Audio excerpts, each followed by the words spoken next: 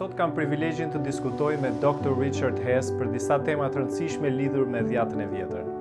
Richard Hess është profesor i dalluar i Dhiatës së Vjetër dhe gjuhëve semite në seminarin e Denverit në Colorado, ku ka shërbyer për më shumë se 20 vjet. Studimet universitare ai ka kryer në kolegjin Wheaton, më pas ka zhvilluar studime të nivelit master në teologji në Trinity Evangelical Divinity School dhe mëtej ai ka mbrojtur doktoraturën në Hebrew Union College. Ai ka redaktuar një seri librash për kërkime biblike dhe për Denver Journal. Dr. Hess ka botuar kërkime dhe ese të rëndësishme si dhe libra ku përfshihen edhe komentar për libra të ndryshëm të Dhiatës së Vjetër, me analiza historike, teologjike dhe kritike. Ai është antar i Komisionit për përkthimin e Biblës në versionin e ri ndërkombëtar, i njohur si New International Version. Ju ftoj tani të ndiqni intervistën që kam zhvilluar me ta.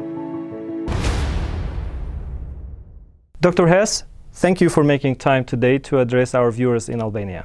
Oh, you're welcome, Keo, and I'm very happy to be here. I've asked Dr. Hess to focus our discussion primarily on some of the objections to the Old Testament that the critics bring. Given this goal, my questions will be intentionally selective. Before we address some objections, I want to start with this question, Dr. Hess. The Bible seems to be the only book that states that all humans, men and women, are created in the image of God. Could you explain what does this mean and why is it important for us to know? Yes, it's a very special idea. In the ancient world, some kings regarded themselves as being in the image of a god, but nowhere was the claim made that everyone was created or made or bore the image of God. And there's been a lot of discussion as to what the image of God means and implies, a lot to do with theology and some implications. But if we go back to its first appearance in Genesis 1, we see that it is connected certainly with the creation of male and female, and there is in the image of God a natural connection with other human beings, simply because we are all created in that image. But since it is the image of God, it's also a distinguishing feature from the rest of creation. Animal and plant life are created, but not in the image of God. If we try to understand what the image of God means, it certainly is connected there in Genesis 1, 26 and 27 and verse 28 with the sense of having dominion or rulership over the world, not necessarily to destroy, but as chapter 2 shows us, to work the ground and to create out of it life, to bring that life forth that God had already created. In a sense, it is to maximize the life-giving potential of the garden and then also of the animals, and the man does that initially by naming the animals in chapter 2, which is a means of recognizing what their purpose and function is. But one of the exciting things about the image of God is that we are all created in that image. We all have the capacity in some sense to relate to God, no matter who we are or where we come from. And therefore, male and female, and of all nations and peoples and tribes and tongues, as they used to say in English, we are from that same beginning. We are all therefore equal in our opportunity to come and know God, and should treat one another in that way as well. I will start with one of the objections now. Mm-hmm. One of the puzzling ideas in the first pages of Genesis is when it says that after the sixth day of creation, mm-hmm. at the seventh day, God rested. Mm-hmm. Does this mean that God gets tired physically? That's a good question. The first creation account begins in Genesis 1:1 and goes through verse 4, at least part of verse 4 of chapter 2. And in that creation account, we have a number of major themes, such as the creation of life. God creates all kinds of life, and the creation of humanity, as we've already spoken about, in the image of God.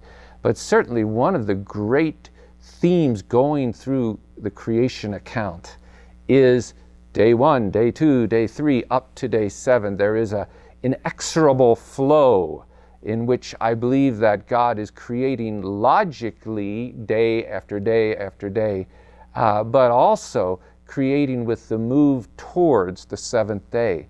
Now, it says on the seventh day that God Shabbat in the Hebrew. He stopped or ceased. He no longer worked. It's not because he was tired, it never says that, but it is that he set that day apart. It says he sanctified it and blessed it and set it apart. And there is a sense in which in those 7 days of creation, that seventh day, the climax, the culmination of this whole creation work is that rest.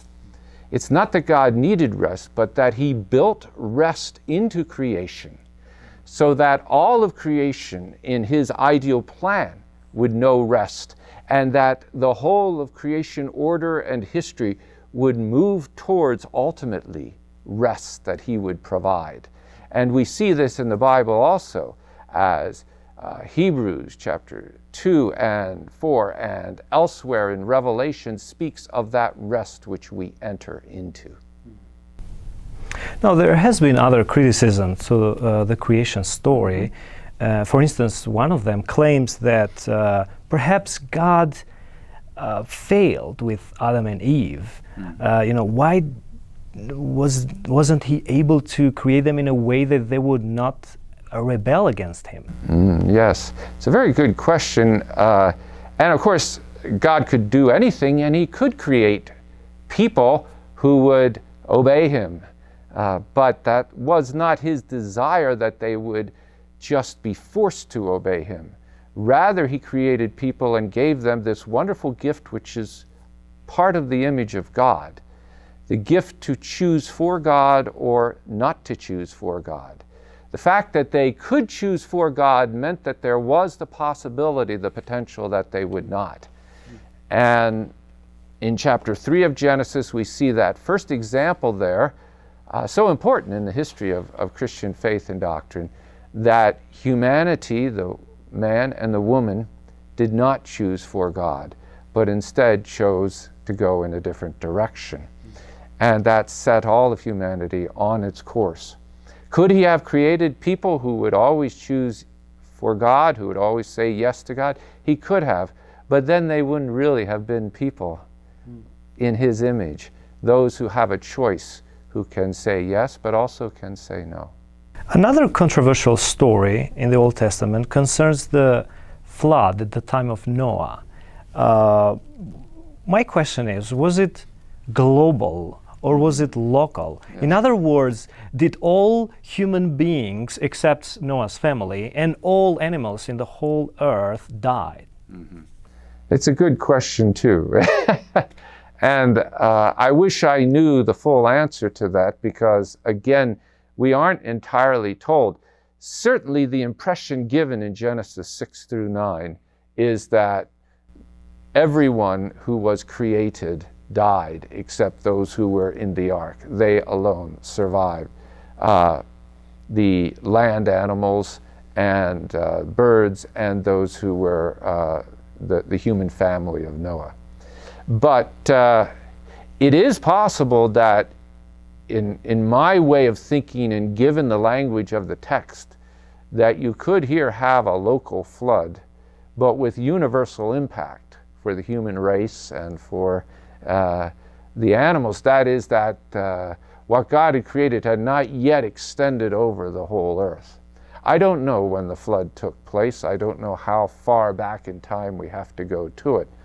But I do believe that there was a universal impact in terms of humanity, and very likely the animal that came aboard the ark. Now let's address one of the details on that story.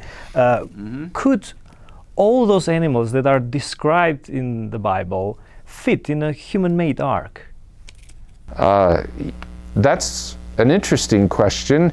I think more people who know more about animals and how they live than I do could answer that better. I suspect that God created an ark that would fit all the animals that he envisioned Noah taking and leading into the ark. And beyond that, I don't really have a strong answer for it. How about the miracles events in the book of Pentateuch? How can we understand them? Events such as the opening of the sea, or the water flowing out of the rock, or food coming from the sky. So are they literal or literary? Yes, it's a good question. This is a question of how the text and the authors of the text understood what they described. And for this, I think it's important to understand that Hebrew has a very clear language, syntax style in which it describes events taking place.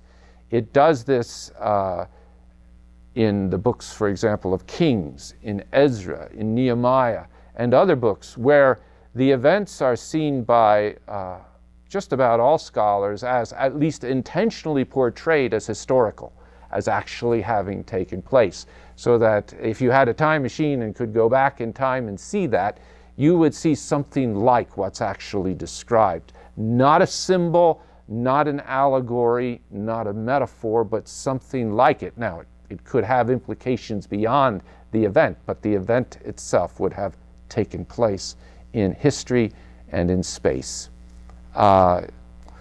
And the interesting thing is that the Hebrew in the Pentateuch is not different when it describes the events. It describes them with the same syntax, with the same grammar, with the same type of expression. It does not suggest that this is symbolic or a metaphor. Other places you will see that. It does that. For example, the famous vision of dry bones in Ezekiel 37. It says at one point, these bones are Israel. And you get the understanding that this is a symbol for Israel. It's not an actual event that took place in history where the bones come together and the flesh grows back on them and they stand up as a whole army. But we don't have that in the Pentateuch. It is simply presented like all the other events.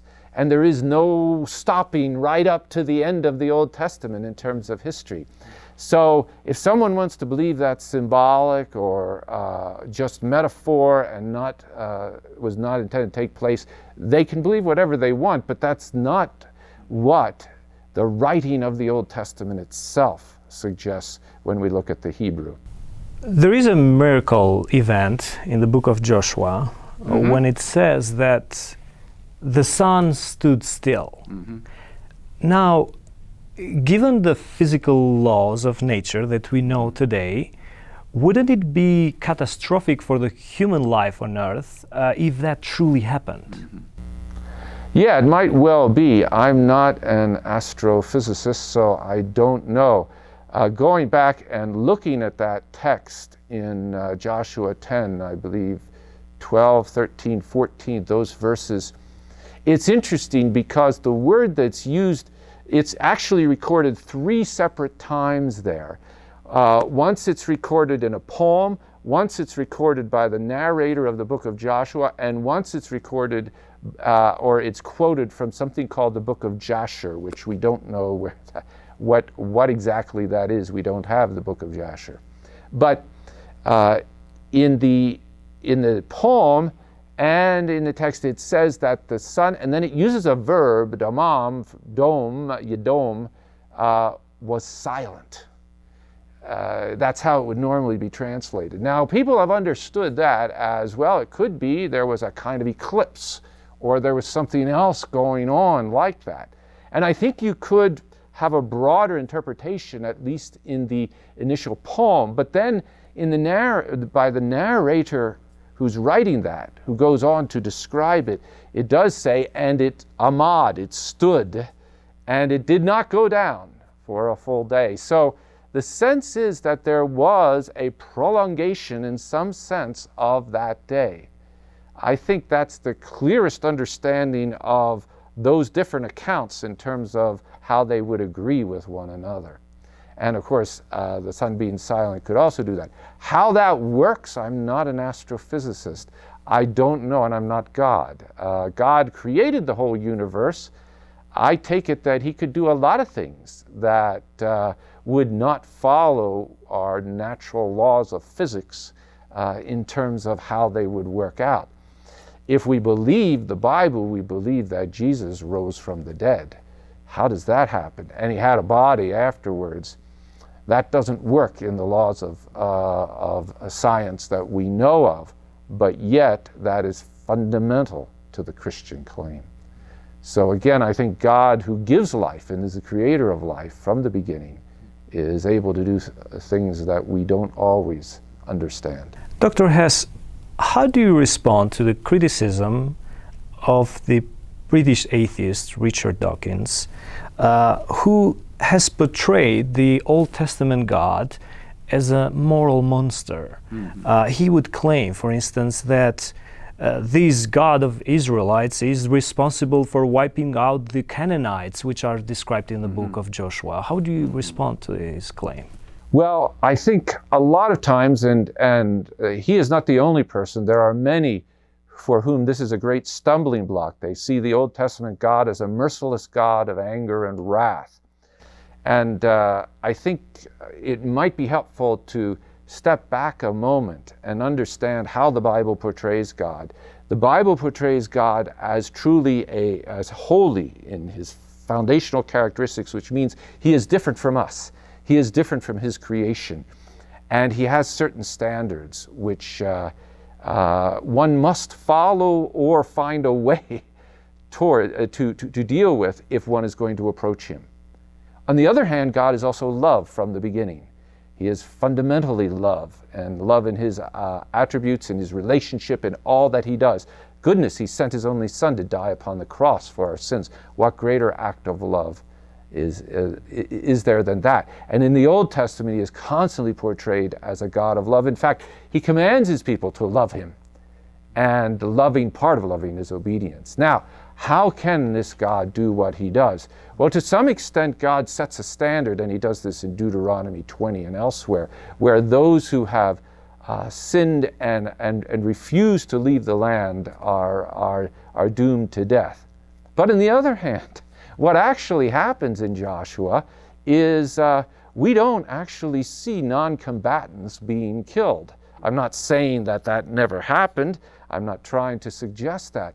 But the idea that Israel went into areas and just wiped out all the men, women, and children who were non-combatants is not so clear in the Bible. If you read it carefully, texts such as Joshua 6 and 8 talk about Jericho and Ai and the people in that. But the way it's worded from man to woman, and we look at this, I look at this in somewhat more detail, doesn't necessarily require that these be non-combatants. In fact, I would tend to see those as primarily forts, fortified by armies that were opposed to Joshua.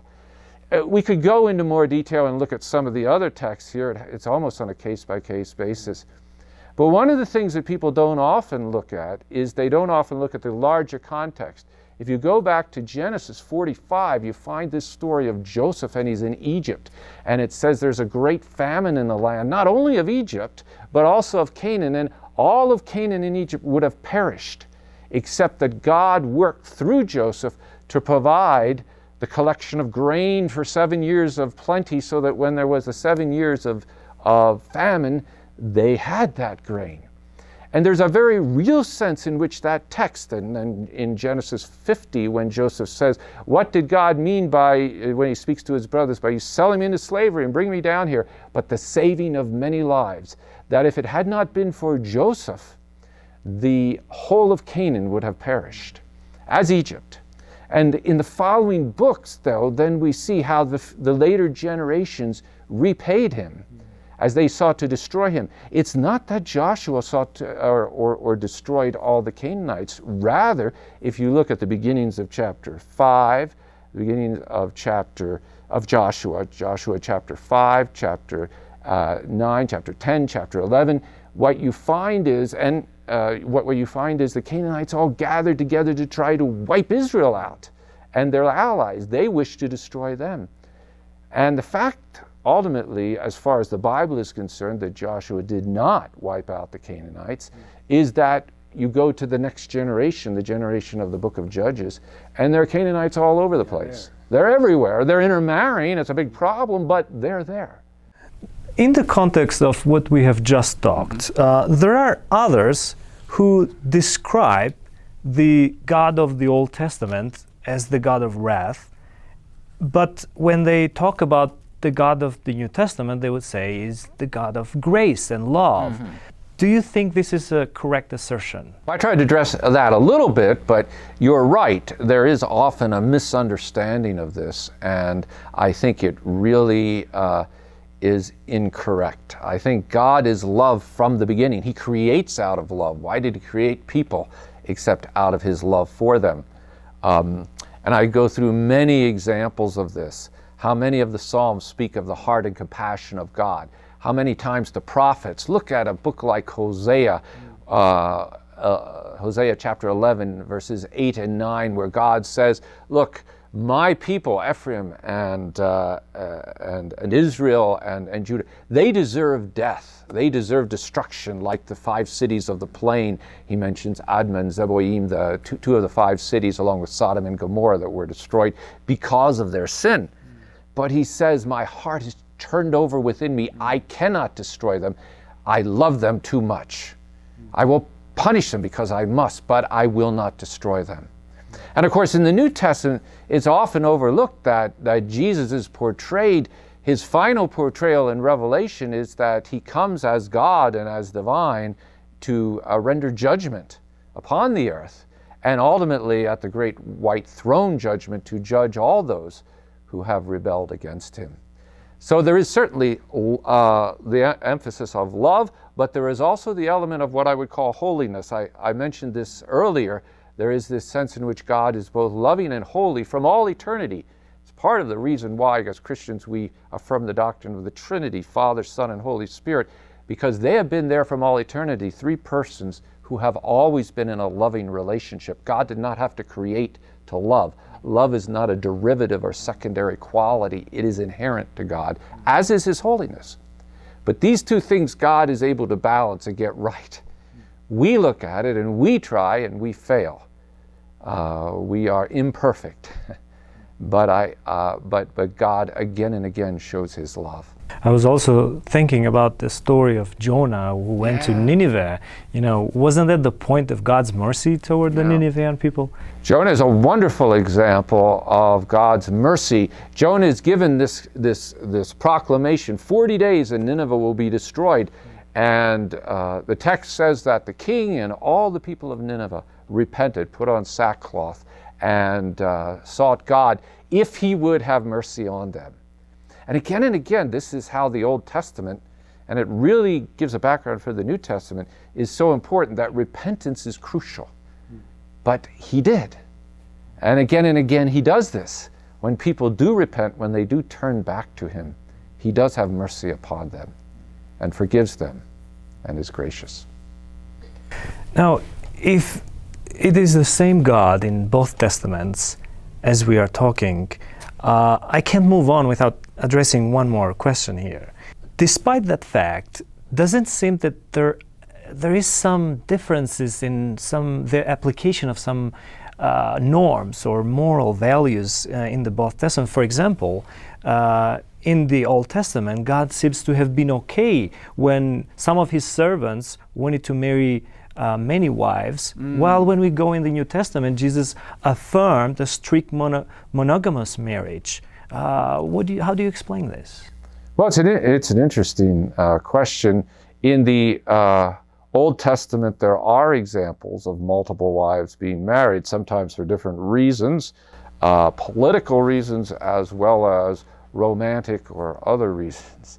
But even in the Old Testament, at the end of Genesis chapter 2, God creates man and woman, and He says, therefore a man will leave his father and mother and be joined to his wife, and the 2 shall become one flesh. The ideal from the beginning was monogamy, just one man, one husband, one wife, not multiple wives and husbands. And while it occurs in the Old Testament, it also may occur in the New Testament. If you look carefully, there really is not a command anywhere in the New Testament that says, you shall only marry one wife. However, the requirements for service in the church, for deacons, for elders, for others, is that they be married only to one spouse. And so, certainly, if it is not regarded as an absolute command, it is regarded as an ideal as far as marriage goes, that there should be only one husband and one wife. So I don't really see a contradiction there between Old and New Testament. Dr. Hess, a theory of religion says that at first all human beings were polytheists, that is, they worship many gods, and then later they went to a point when they became what is known as henotheists, and that is the elevation of one god above the other gods. And then at a later stage, many people even today will identify themselves as a monotheist, that is, worshiping the only one and true God. Do you think that is the case, or that is the way how the Israelite religion was developed? Yes, I think that's probably an oversimplification in general, and it does not prove or what happened with Israelite religion. The Bible does suggest that the founder of the Israelite people and so forth, Abraham and Sarah, came from a context that was polytheistic. They worshipped other gods, not only, and may that be suggested in some of the names of their ancestry, but it's also found in Joshua 24, where it clearly suggests that other gods were worshipped. But Abram then had the revelation of one God, and he pursued one God. And then that was reaffirmed during the days of Moses and what followed, according to the Bible.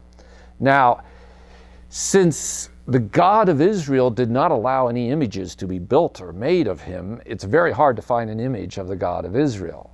In fact, if you find an image, it's probably a false detour from the Orthodox faith that the Bible suggests. But we do know that monotheism, or something very close to it.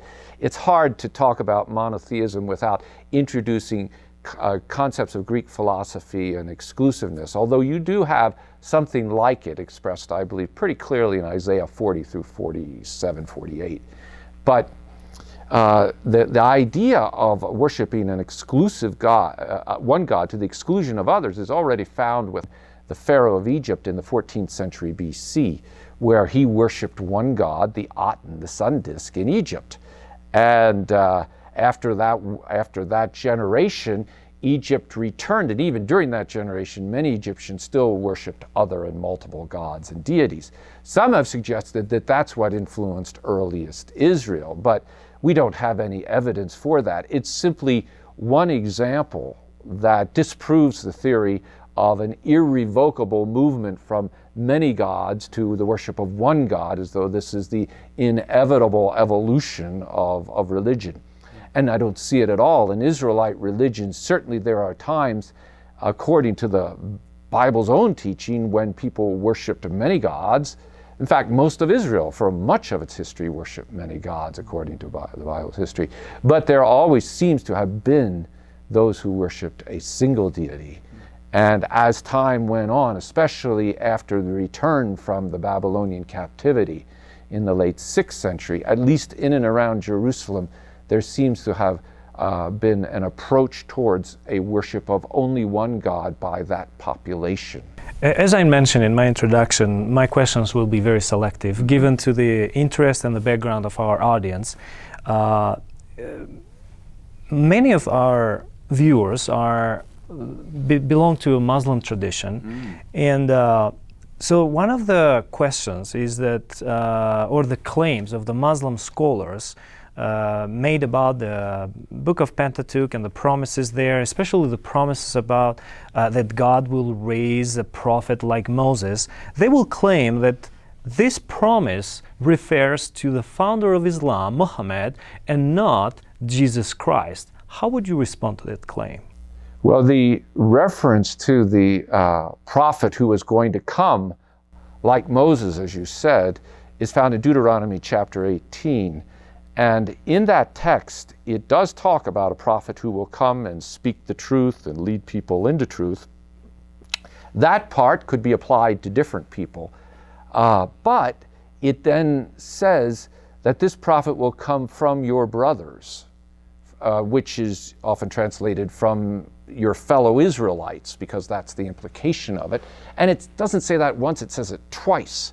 So this seems to be a very important point. So unless somebody identifies and is able to establish their pedigree or ancestry as within Judaism, and clearly within Judaism, as Jesus did in the line of David, it's very hard to see that any other figure is a fulfillment of that text as we have it.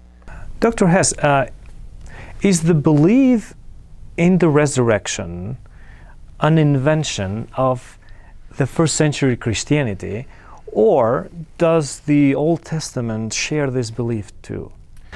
Yeah, the Old Testament does speak of this, and it already understands this. If we understand the Old Testament perception of the human person,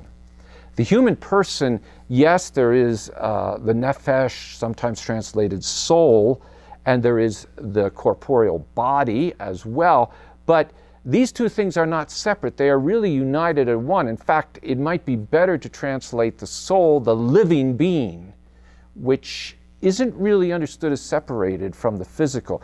In the creation story in Genesis and on through the Old Testament, the idea that the physical and the spiritual of the person, the components, can somehow be separated is almost an abomination. It just isn't the way it should be. And the problem is that sin does that. Sin brings death, but sin was not in God's plan from the beginning. But because we have sinned, we die, and our bodies are separated, or our physical component is separated from our living person, that nephesh, or sometimes translated soul. So that's artificial. If there is to be a true redemption, a true renewal, already in the Old Testament it's understood that it must be a renewal and redemption that includes the body as well as the spirit or soul, the whole person. So the resurrection is already assumed, I believe, and certainly it's seen in many cases on a national level. I mentioned earlier Ezekiel 37, the vision of the dry bones and the idea that these come back to life. That speaks of a national resurrection where Israel went into exile and was cast asunder among the nations, but it will come back and be alive again. But if you look at, I believe it's Isaiah 26:17, that text, which is in a context that talks about the future and judgment, but also about life, about people coming back to life. It speaks of individuals. And then very clearly, Daniel chapter 12, verse 2, speaks of those who are lying in the dust, understood as those who have died, coming back to life with their bodies, with a resurrection. So there is already hints of this in terms of an individual resurrection, clearly spoken in terms of a corporeal or national resurrection, and logically required by the idea of who the human person is, who is being redeemed by God. Full redemption requires the whole person. And we already also see this in hints with figures like Elijah, the prophet, the first of the many prophets who follow after him, who in 2 Kings 2 goes to heaven in a chariot. His body and his soul or spirit are united and joined together. And this is how it should be. But unfortunately, sin has caused that separation. So I think the Old Testament already understood this. And then, of course, the New Testament develops it. To conclude our conversation together, what is the importance of the Old Testament for Christians? Well, that's a big question. We could spend a lot of time talking about that. But I really believe the Old Testament is essential for understanding our Christian faith. At the center of our Christian faith is the God-man we worship, Jesus Christ. Jesus Christ is not a first and last name. Jesus is his first name, meaning salvation, because that's what he brings and that's how it was prophesied. But Christ is the Greek Christos, and that is a title. It comes from the Hebrew Mashiach, anointed one, and it refers to the one who is anointed as king in the line of David, and the one who is anointed as priest, the high priest in the line of as Psalm 110 in Hebrews then repeats, Melchizedek, the ancient high priest of Genesis 14.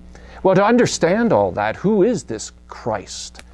You have to understand the Old Testament. You have to understand where these things were prophesied, what was expected, and then how Jesus came to fulfill them. Jesus is not simply another God who comes and does some neat things and so some people follow him. He is at the center of the universe, and the Old Testament sets that up for us to understand and demands that we either then accept his claims as being the fulfillment of the ancient prophecies and therefore the one and the only one who can come and redeem the people, or something or someone else. Added to this is the idea of many ideas such as covenant, such as worship, such as who God is as creator, and as one who sustains and intervenes, as loving, as holy. All of these things it is necessary to understand and to believe in terms of the Old Testament. And Jesus himself did this. Jesus used the book of Psalms as his devotional book, his prayer book, his hymn book, and many times he quoted from the Psalms. Even on the cross, he quoted the first line of Psalm 22. My God, why have you forsaken me? Not just by itself, but with the understanding that the whole of that chapter was now going to be implied upon him. But again, without the Psalms and without understanding that, we cannot have that same kind of life that Jesus had in terms of devotion and worship of God. So again and again we find that the Old Testament is a necessary backdrop and background to the New Testament and its fulfillment. Well, Dr. Hess, as much as I've enjoyed being in your class during my seminary life and seminary time, I greatly enjoyed this conversation today. So thank you for your time and your thoughts.